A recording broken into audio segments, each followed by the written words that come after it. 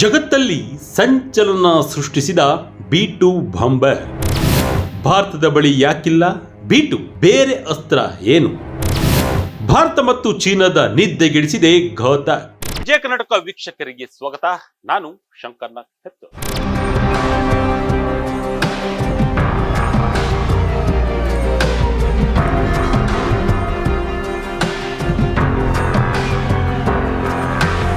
ಮಧ್ಯಪ್ರಾಚ್ಯದಲ್ಲಿ Israel ಹಾಗೂ Iran ಸಂಘರ್ಷ ತಾರಕಕ್ಕೇರಿದೆ. ಇದರ ನಡುವೆ ಇರಾನ್ನ ಪರಮಾಣು ಸೌಕರ್ಯಗಳ ಮೇಲೆ ಅಮೆರಿಕ B2 ಬಾಂಬರ್ಗಳಿಂದ ದಾಳಿ ನಡೆಸಿದೆ. ಅಮೆರಿಕದಿಂದ ಬಂದು ಇರಾನ್ನಲ್ಲಿ ಬಾಂಬ್ ಹಾಕಿ 3 ನ್ಯೂಕ್ಲಿಯರ್ ಸೈಟ್ಗಳನ್ನ ಉಡಿಸಿ ಮಾಡಿದೆ. ಇದರ ಬೆನ್ನಲ್ಲೇ B2 ಬಾಂಬರ್ಗಳ ಬಗ್ಗೆ ಜಗತ್ತಿನಾದ್ಯಂತ ಭಾರಿ ಚರ್ಚೆಯಾಗುತ್ತಿದೆ. ಇದಕ್ಕೆ ಭಾರತ ಕೂಡ ಹೊರತಲ್ಲ.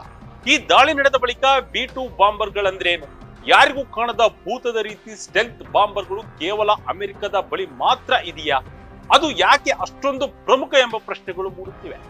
ಭಾರತದ ಬಳಿ B2 ಬಾಂಬರ್ ಇವೆಯಾ ಎಂದು ಕೂಡ ಜನರು ಕೇಳುತ್ತಿದ್ದಾರೆ. ಈ ಪ್ರಶ್ನೆಗೆ ಸದ್ಯದ ಉತ್ತರ ಇಲ್ಲ ಅಂತಾನೆ ಹೇಳಬೇಕು. ಆದ್ರೆ ಭಾರತ B2 ಬಾಂಬರ್ಗಳಿಗೆ ಸೆಡ್ಡು ಹೊಡೆಯುವಂತೆ ತಂತ್ರಜ್ಞಾನವನ್ನು ಹೊಂದಲು ತಯಾರಿ ನಡೆಸುತ್ತಿದೆ.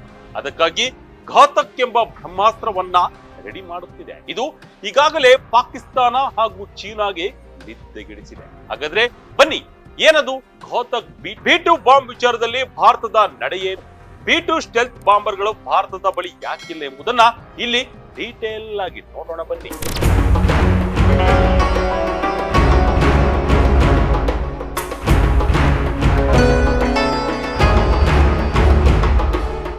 ಹೌದು, B2 ಬಾಂಬರ್ ಇರಾನ್ ಮೇಲೆ ಅಮೆರಿಕದ ದಾಳಿಯ ಬೆನ್ನಲ್ಲೇ ಇದರ ಬಗ್ಗೆ ಜಗತ್ತಿನಾದ್ಯಂತ ಚರ್ಚೆಯಾಗುತ್ತಿದೆ. B2 ಬಾಂಬರ್ ಅಥವಾ ನಾರ್ತ್ ಆಫ್ B2 ಸ್ಪಿರಿಟ್ ಇದುವರೆಗೂ ನಿರ್ಮಿಸಲಾದ ಜಗತ್ತಿನ ಅತಿ ದುಬಾರಿ ಹಾಗೂ ಅತ್ಯಾಧುನಿಕ ಯುದ್ಧ ವಿಮಾನವಾಗಿದೆ. ಇದಕ್ಕೆ ಸೆಡ್ಡು ಹೊಡೆಯಲು ಹಾಗೂ ತನ್ನ ರಕ್ಷಣಾ ನೀತಿಗೆ ಅನುಗುಣವಾಗಿ ಭಾರತ ಘಾತಕ್ ಎಂಬ UCAVಯನ್ನ ನಿರ್ಮಿಸುತ್ತಿದೆ. UCAV ಅಂದ್ರೆ ಮಾನವರಹಿತ ವೈಮಾನಿಕ ಯುದ್ಧ ವಾಹನ ಎನ್ನಲಾಗುತ್ತಿದೆ. ಇದು ಕೂಡ ಸ್ಟೆಲ್ತ್ ಡಿಸೈನ್ ಅನ್ನು ಹೊಂದಿದ್ದು ಶೀಘ್ರದಲ್ಲೇ ಭಾರತದ ಬತ್ತಳಿಕೆಗೆ ಸೇರುತ್ತದೆ ಎನ್ನಲಾಗಿದೆ.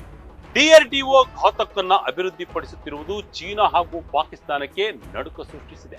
ಇದೇನಾದರೂ ಯಶಸ್ವಿಯಾಗಿ ಘಾತಕ್ ಭಾರತದ ಬತ್ತಳಿಕೆಗೆ ಸೇರಿದರೆ ಏಷ್ಯಾದ ಪವರ್ ಬ್ಯಾಲೆನ್ಸ್ ಬದಲಾಗುವುದರಲ್ಲಿ ಯಾವುದೇ ಅನುಮಾನವಿಲ್ಲ.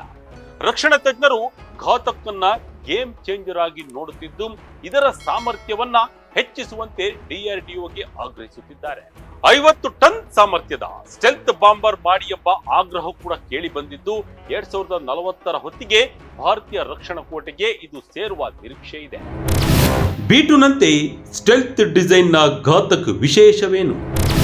1500 kg ಸಶಸ್ತ್ರ, 30,000 ಅಡಿ ಎತ್ತರ, ಸಬ್ಸಾನಿಕ್. DRDO ಅಭಿವೃದ್ಧಿಪಡಿಸುತ್ತಿರುವ ಘಾತಕ್ನ ವೈಶಿಷ್ಟ್ಯತೆಗಳನ್ನ ಗಮನಿಸಿದರೆ ಸ್ಟೆಲ್ತ್ ಡಿಸೈನ್ ನಿಂದಲೇ ಗಮನ ಸೆಳೆಯುತ್ತವೆ. ಬಾಲವಿರದ ವಿನ್ಯಾಸವನ್ನ ಹೊಂದಿರುವ ಇದು 70% ಸ್ಟೆಲ್ತ್ ಅನ್ನ ತನ್ನ ಆಕಾರದಿಂದಲೇ ಪಡೆಯುತ್ತಿದೆ.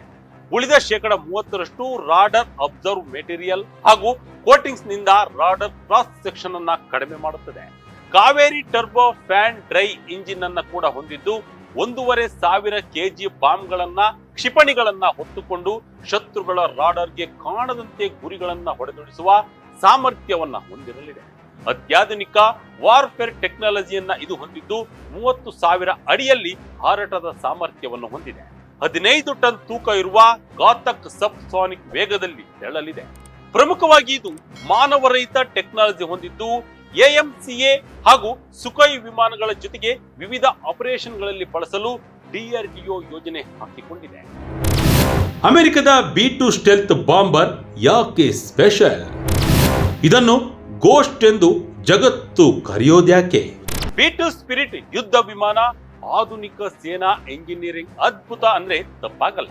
ಸ್ಟೆಲ್ತ್ ತಂತ್ರಜ್ಞಾನ, ದೀರ್ಘ ಅಂತರ ಸಾಮರ್ಥ್ಯ, ಅತ್ಯಂತ ಶಕ್ತಿಶಾಲಿಯಾಗಿರುವ ಇದರ ಮುಂದೆ ಬೇರೆ ಯಾವುದೇ ಯುದ್ಧ ವಿಮಾನವಿಲ್ಲ. ಇದರ ಸ್ಟೆಲ್ತ್ ತಂತ್ರಜ್ಞಾನ ಇಡೀ ವಿಶ್ವವನ್ನೇ ಬೆರಗುಗೊಳಿಸಿದೆ. B2 ಬಾಂಬರ್ನ ಹಾರುವ ರೆಕ್ಕೆ ವಿನ್ಯಾಸ, ರಾಡರ್ ನಿರೋಧಕ ವಸ್ತುಗಳು, ವಿಶೇಷ ಲೇಪನಗಳಿಂದ B2 ಸ್ಪಿರಿಟ್ ನ ರಾಡರ್ ಕ್ರಾಸ್ ಸೆಕ್ಷನ್ ಅನ್ನ ಸುಮಾರು 0.001 ಚದರ ಮೀಟರ್ಗೆ ಇಳಿಸುತ್ತದೆ. ಅಂದ್ರೆ ಇದು ಸಣ್ಣ ಹಕ್ಕಿಯ ಗಾತ್ರಕ್ಕೆ ಸಮ ಆಗುತ್ತೆ. ಆದ್ದರಿಂದ ಸಾಂಪ್ರದಾಯಿಕ ರಾಡರ್ ವ್ಯವಸ್ಥೆಗಳಿಗೆ ಬಹುತೇಕ ಇನ್ವಿಸಿಬಲ್ ಆಗಿ ಕಾಣಿಸದಂತೆ ಸಾಗುತ್ತದೆ. ನಿಮ್ಮದು ಎಷ್ಟೇ ದೊಡ್ಡ ಶಕ್ತಿಶಾಲಿ ಏರ್ ಡಿಫೆನ್ಸ್ ಸಿಸ್ಟಮ್ ಇದ್ದರೂ ಕೂಡ ಅದನ್ನ ಭೇದಿಸುವ ಸಾಮರ್ಥ್ಯವನ್ನ ಇದು ಹೊಂದಿದೆ. ಅದಲ್ಲದೆ B2 ಬಾಂಬರ್ಗಳಿಗೆ ಇದು ಭಾರಿ ಇಂಧನ ತುಂಬಿಸಿದರೆ ಬರೋಬ್ಬರಿ 11,000 ಕಿಲೋಮೀಟರ್ ಹೆಚ್ಚು ದೂರ ಸಾಗುತ್ತದೆ. ಆಕಾಶದಲ್ಲಿಯೇ ಇದಕ್ಕೆ ರಿಫ್ಯೂಯಲ್ ಆಯ್ಕೆ ಕೂಡ ಇರುವುದರಿಂದ ಎಷ್ಟೇ ದೂರದ ಗುರಿಯನ್ನು ಕೂಡ ಹೊಡೆದುರುಳಿಸುವ ಸಾಮರ್ಥ್ಯವನ್ನ ಹೊಂದಿದೆ. ಪ್ರಮುಖವಾಗಿ B2 ಬಾಂಬರ್ನಲ್ಲಿ 18 ಟನ್ ಶಸ್ತ್ರಾಸ್ತ್ರಗಳನ್ನ ಸಾಗಿಸಬಹುದು. ಅದು ಸಾಂಪ್ರದಾಯಿಕ ಅಥವಾ ನ್ಯೂಕ್ಲಿಯರ್ ವೆಪನ್ಗಳಾಗಿರಬಹುದು. ಅದಲ್ಲದೆ ನಿಖರ ಗುರಿ ಇರುವ ಬಂಕರ್ ಸ್ಟ್ರೈಕರ್ ಬಾಂಬ್ಗಳನ್ನ ತೆಗೆದುಕೊಂಡು ಹೋಗುವ ಸಾಮರ್ಥ್ಯವನ್ನ ಈ B2 ಸ್ಪಿರಿಟ್ ಯುದ್ಧ ವಿಮಾನ ಹೊಂದಿದೆ. ಶತ್ರುಗಳ ರಾಡರ್ಗಳನ್ನ ಜಾಮ್ ಮಾಡುವ ಮತ್ತು ಕಮ್ಯುನಿಕೇಶನ್ ಅಡ್ಡಿಪಡಿಸುವ ಸಾಮರ್ಥ್ಯ ಹೊಂದಿದ್ದು ಹೀಟ್ ಮತ್ತು ಶಬ್ದವನ್ನ ಕಡಿಮೆ ಮಾಡುತ್ತದೆ. 50,000 ಅಡಿಗಳಷ್ಟು ಎತ್ತರದಲ್ಲಿ ಹಾಕುವುದರಿಂದ ಇದು ಯಾರ ಕಣ್ಣಿಗೂ ಕಾಣಲ್ಲ. ಇದು B2 ಬಾಂಬರ್ನ ಗೋಸ್ಟ್ನೆಸ್ಗೆ ಕಾರಣವಾಗಿದೆ. B2 ಸ್ಪಿರಿಟ್ ಮತ್ತು ಘಾತಕ್ UCAV ಒಂದೇನಾ? ಎರಡರ ನಡುವೆ ಏನೆಲ್ಲ ವ್ಯತ್ಯಾಸವಿವೆ ಗೊತ್ತಾ? ಘಾತಕ್ UCAV ಮತ್ತು B2 ಸ್ಪಿರಿಟ್ ಬಾಂಬರ್ನ ಸ್ಟೆಲ್ತ್ ವಿನ್ಯಾಸಗಳು ಕೆಲವು ಹೋಲಿಕೆಗಳನ್ನ ಹಂಚಿಕೊಂಡರೂ ಕೂಡ ಅವುಗಳ ಪಾತ್ರ, ಗಾತ್ರ ಮತ್ತು ತಂತ್ರಜ್ಞಾನದಲ್ಲಿ ಸ್ಪಷ್ಟವಾದಂತಹ ವ್ಯತ್ಯಾಸಗಳಿವೆ. ಎರಡೂ ವಿಮಾನಗಳು ಫ್ಲೈಯಿಂಗ್ ವಿಂಗ್ ವಿನ್ಯಾಸವನ್ನ ಹೊಂದಿವೆ. ಇದು ರೇಡರ್ನ ಅಲೆಗಳನ್ನ ಪ್ರತಿಫಲಿಸುವ ಲಂಬವಾದ ಮೇಲ್ಮೈಗಳನ್ನ ಕಡಿಮೆ ಮಾಡಿ ರಹಸ್ಯವಾಗಿ ಹಾರಾಡಲು ಸಹಾಯ ಮಾಡುತ್ತದೆ.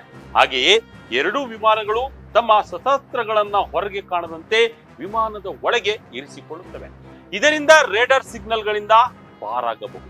ರೇಡರ್ ಸಿಗ್ನಲ್ಗಳನ್ನ ಹೀರಿಕೊಳ್ಳುವ ವಿಶೇಷ ವಸ್ತುಗಳನ್ನು ಮತ್ತು ಇಂಜಿನ್ ಬ್ಲೇಡ್ಗಳನ್ನ ರೇಡರ್ನಿಂದ ಮರೆಮಾಚುವ ಸರ್ಪೆಂಟೈನ್ ಏರ್ ಇಂಟೆಕ್ಗಳಂತಹ ತಂತ್ರಜ್ಞಾನಗಳನ್ನ ಎರಡರಲ್ಲೂ ಬಳಸಲಾಗಿದೆ.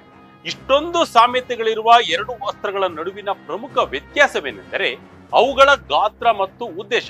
B2 ಒಂದು ಬೃಹತ್ ಮಾನವ ಸಹಿತ ಸ್ಟ್ರಾಟಜಿಕ್ ಬಾಂಬರ್ ಆಗಿದ್ದು ಖಂಡಾಂತರ ವ್ಯಾಪ್ತಿ ಮತ್ತು 18 ಟನ್ ಶಸ್ತ್ರಾಸ್ತ್ರ ಹೊರುವ ಸಾಮರ್ಥ್ಯವನ್ನ ಹೊಂದಿದೆ.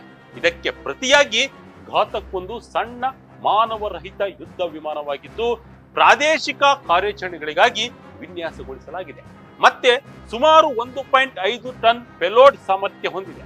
B2 ದಶಕಗಳಷ್ಟು ಹಳೆಯದಾದ ಅತ್ಯಾಧುನಿಕ ಅಮೆರಿಕನ್ ತಂತ್ರಜ್ಞಾನವನ್ನ ಹೊಂದಿದ್ದರೆ ಘಾತಕ್ ಇತ್ತೀಚಿನ ದೇಶೀಯ ತಂತ್ರಜ್ಞಾನವನ್ನ ಬಳಸಿ ನಿರ್ಮಿಸಲಾಗುತ್ತಿದೆ.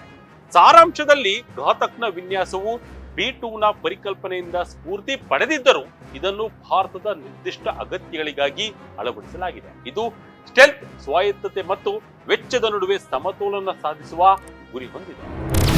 ಭಾರತದ ಬಳಿ B2 ಬಾಂಬರ್ಗಳು ಯಾಕಿಲ್ಲ? B2ಗೆ ಭಾರತದ ಬಳಿ ಇರುವ ಪರ್ಯಾಯ ಏನು? B2ನ ಅಗತ್ಯ ಸಾಮರ್ಥ್ಯಗಳ ಹೊರತಾಗಿಯೂ ಭಾರತ ಹಲವು ಪ್ರಮುಖ ಕಾರಣಗಳಿಗೆ ಈ ವಿಮಾನದ ತಂಟೆಗೆ ಹೋಗಿದೆ. ಅದೇನು ಅಂದ್ರೆ ಪ್ರತಿ B2 ಬಾಂಬರ್ನ ಬೆಲೆ $2 ಬಿಲಿಯನ್ ಗಿಂತಲೂ ಹೆಚ್ಚಾಗಿದ್ದು ಇದುವರೆಗೂ ನಿರ್ಮಿಸಲಾದ ಅತ್ಯಂತ ದುಬಾರಿ ಮಿಲಿಟರಿ ವಿಮಾನವಾಗಿದೆ. ಅದರ ನಿರ್ವಹಣೆ ಮತ್ತು ಕಾರ್ಯಾಚರಣೆಯ ವೆಚ್ಚಗಳು ಸಹ ಗಗನಚುಂಬಿಯಾಗಿವೆ. ಒಂದು B2 ಬಾಂಬರ್ ಬೆಲೆಯಲ್ಲಿ ಭಾರತವು ಸುಖೈ Su-30 MKI ಅಥವಾ ಡೆಸರ್ಟ್ ರಫೇಲ್ ನಂತಹ ಆಧುನಿಕ ಬಹುಪಾತ್ರದ ಫೈಟರ್ ಜೆಟ್ಗಳನ್ನ ಸಂಪೂರ್ಣ ಸ್ಟ್ಯಾಡನ್ಗಳನ್ನಷ್ಟೇ ಖರೀದಿಸಬಹುದು. ಇವು ಪ್ರಾದೇಶಿಕ ರಕ್ಷಣೆ ಹೆಚ್ಚಿನ ಸಾಮರ್ಥ್ಯವನ್ನು ನೀಡುತ್ತವೆ. ಆದ್ದರಿಂದ ಭಾರತ B2 ಯಾಕೆ ಬೇಕು ಎಂದು ಸುಮ್ಮನಾಗದೆ, ಅದಲ್ಲದೆ B2 ಬಾಂಬರ್ ಫೈಟರ್ ಜೆಟ್ ಅನ್ನ ಅಮೆರಿಕ ವಿದೇಶಕ್ಕೆ ಮಾರಾಟ ಮಾಡುತ್ತಿಲ್ಲ. ಅದರ ಸ್ಟೆಲ್ತ್ ತಂತ್ರಜ್ಞಾನವನ್ನ ಕ್ರೂಷಿಯಲ್ ರಾಷ್ಟ್ರೀಯ ಆಸ್ತಿ ಎಂದೇ ಪರಿಗಣಿಸಿದೆ. ಅಮೆರಿಕದ ನಿಕಟ ಮಿತ್ರ ರಾಷ್ಟ್ರಗಳಿಗೂ ಈ ವಿಮಾನವನ್ನ ಪಡೆಯಲು ಅನುಮತಿ ನೀಡಿಲ್ಲ. ಇದರಿಂದ B2 ಭಾರತಕ್ಕೆ ಸಿಗಲ್ಲ. ಅದಲ್ಲದೆ ಭಾರತದ ರಕ್ಷಣಾ ನೀತಿಗೆ B2 ಅಗತ್ಯವಿಲ್ಲ. B2 ಬಾಂಬರ್ ಇರುವುದೇ ಜಾಗತಿಕ ಆಕ್ರಮಣಕ್ಕಾಗಿ. ನಮ್ಮ ಭಾರತದ ವಿದೇಶಾಂಗ ನೀತಿ ರಕ್ಷಣಾತ್ಮಕ ಹಾಗೂ ಪ್ರಾದೇಶಿಕವಾಗಿರುವುದರಿಂದ ಇಂಡಿಯಾಗೆ B2 ಬಾಂಬರ್ ಬೇಕಿಲ್ಲ ಎನ್ನಲಾಗಿದೆ. B2 ಬಾಂಬರ್ಗೆ ಪರ್ಯಾಯವಾಗಿ ಭಾರತದ ವಿಭಿನ್ನ ಅಸ್ತ್ರಗಳನ್ನ ತನ್ನ ಪಡೆಗೆ ಸೇರಿಸಿಕೊಳ್ಳುತ್ತಿದೆ. ಪ್ರಮುಖವಾಗಿ ಸುಖೈ Su-30 MKI ಮತ್ತು ರಫೇಲ್ ನಂತಹ ವಿಮಾನಗಳು ಭಾರೀ ಬಾಂಬರ್ಗಳನ್ನ ಮತ್ತು ಬ್ರಹ್ಮೋಸ್ ನಂತಹ ದೀರ್ಘ ಶ್ರೇಣಿಯ ಕ್ರೂಸ್ ಕ್ಷಿಪಣಿಗಳನ್ನ ಹೊತ್ತೊಯ್ಯಬಲ್ಲ ಬಹುಪಾತ್ರದ ಫೈಟರ್ಗಳಾಗಿ ಕಾರ್ಯನಿರ್ವಹಿಸುತ್ತವೆ. ಇನ್ನು ಭಾರತದ ಅಗ್ನಿ ಸರಣಿಯ ಬ್ಯಾಲಿಸ್ಟಿಕ್ ಕ್ಷಿಪಣಿಗಳು ನಿಖರವಾದ ದೀರ್ಘ ಶ್ರೇಣಿಯ ಪರಮಾಣು ನಿರೋಧಕತೆಯನ್ನ ಒದಗಿಸುತ್ತವೆ ಮತ್ತು ಶತ್ರುಗಳು ಒಳಗೆ ಹೋಗಿ ನುಗ್ಗಿ ಹೊಡೆಯುವ ಸಾಮರ್ಥ್ಯವನ್ನು ಹೊಂದಿವೆ. ಅದಲ್ಲದೆ INS ಅರಿಹಂತ್ ಮತ್ತು ಇತರ ನ್ಯೂಕ್ಲಿಯರ್ ಬೆಂಬಲಿತ ಸಬ್ ಮರೀನ್ಗಳು ಶತ್ರುಗಳ ಮೊದಲ ದಾಳಿಯ ನಂತರವೂ ಪ್ರತಿದಾಳಿ ನಡೆಸಬಲ್ಲ ಸಾಮರ್ಥ್ಯವನ್ನು ಒದಗಿಸಿವೆ. ಈ ಮಲ್ಟಿಲೇಯರ್ ಸಿಸ್ಟಮ್ ಅತ್ಯಂತ ದುಬಾರಿ ಸ್ಟೆಲ್ತ್ ಬಾಂಬರ್ಗಿಂತ ಭಾರತಕ್ಕೆ ಹೆಚ್ಚು ಹೊಂದಿಕೊಳ್ಳುತ್ತವೆ. ಆದ್ದರಿಂದ B2 ಬಾಂಬರ್ ಅನ್ನ ಬಿಟ್ಟು ಭಾರತ ಬೇರೆಯದ್ದೇ ರೀತಿಯ ಅಸ್ತ್ರವನ್ನ ನಿರ್ಮಾಣ ಮಾಡುತ್ತಿದೆ. ಇನ್ನು ಭಾರತವು ತನ್ನದೇ ಆದಂತಹ ನೆಕ್ಸ್ಟ್ ಜನರೇಷನ್ ಸ್ಟೆಲ್ತ್ ತಂತ್ರಜ್ಞಾನವನ್ನ ಅಭಿವೃದ್ಧಿಪಡಿಸುವಲ್ಲಿ ಕಾರ್ಯನಿರತವಾಗಿದೆ. ಇದರಲ್ಲಿ ಅಡ್ವಾನ್ಸ್ಡ್ ಮೀಡಿಯಂ ಕಾಂಬ್ಯಾಟ್ ಏರ್ಕ್ರಾಫ್ಟ್ ಅಂದ್ರೆ AMCA ಮತ್ತು ನಾವು ಮೊದಲೇ ಹೇಳಿದಂತೆ ಘಾತಕ್ನಂತಹ ಮಾನವರಹಿತ ಯುದ್ಧ ವಿಮಾನಗಳು ಅಂದ್ರೆ UCAV ಸೇರಿವೆ. ಈ ಯೋಜನೆಗಳು ಭಾರತದ ಅಗತ್ಯಕ್ಕೆ ತಕ್ಕಂತೆ ಸ್ವದೇಶಿ ಸ್ಟೆಲ್ತ್ ಸಾಮರ್ಥ್ಯಗಳನ್ನ ಒದಗಿಸಲಿವೆ.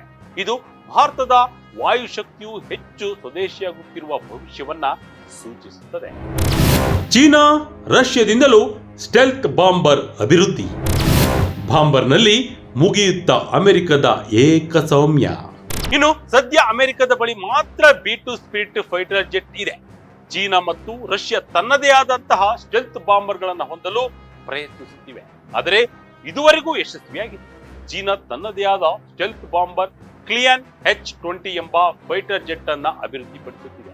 ಇದು ಏಷ್ಯಾದಲ್ಲಿ ಪವರ್ ಬ್ಯಾಲೆನ್ಸ್ ಅನ್ನ ಬದಲಾಯಿಸುವ ನಿರೀಕ್ಷೆ ಇದೆ. ಭಾರತದ ಪ್ರಮುಖ ರಕ್ಷಣಾ ಪಾಲುದಾರ ರಾಷ್ಟ್ರವಾದ ರಷ್ಯಾ Tu-160 ನಂತಹ ಸ್ಟ್ರಾಟಜಿಕ್ ಬಾಂಬರ್ಗಳನ್ನ ನಿರ್ವಹಿಸುತ್ತಿದೆ. ಇದು ಸ್ಟೆಲ್ತ್ ಅಲ್ಲದಿದ್ದರೂ ವೇಗ ಮತ್ತು ಪೆಲೋಡ್ನ ಪ್ರಯೋಜನಗಳನ್ನ ಹೊಂದಿವೆ.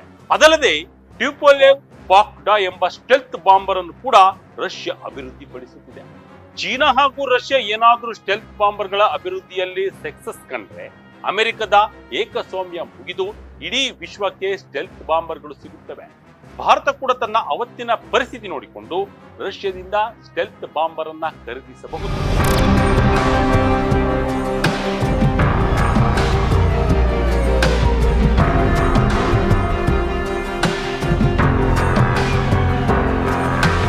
ಒಟ್ಟಿನಲ್ಲಿ ಅಮೆರಿಕದ B2 ಸ್ಪಿರಿಟ್ ಬಾಂಬರ್ ತನ್ನ ಅದ್ವಿತೀಯ ಸ್ಟೆಲ್ತ್ ತಂತ್ರಜ್ಞಾನ ಮತ್ತು ಜಾಗತಿಕ ದಾಳಿ ಸಾಮರ್ಥ್ಯದಿಂದ ಜಗತ್ತಿನ ಗಮನ ಸೆಳೆಯದಿದ್ದರೂ ಭಾರತವು ಅದನ್ನು ಹೊಂದುವ ಆಲೋಚನೆ ಮಾಡದಿರಲು ಸ್ಪಷ್ಟ ಮತ್ತು ಸಮರ್ಥನೀಯ ಕಾರಣಗಳಿವೆ.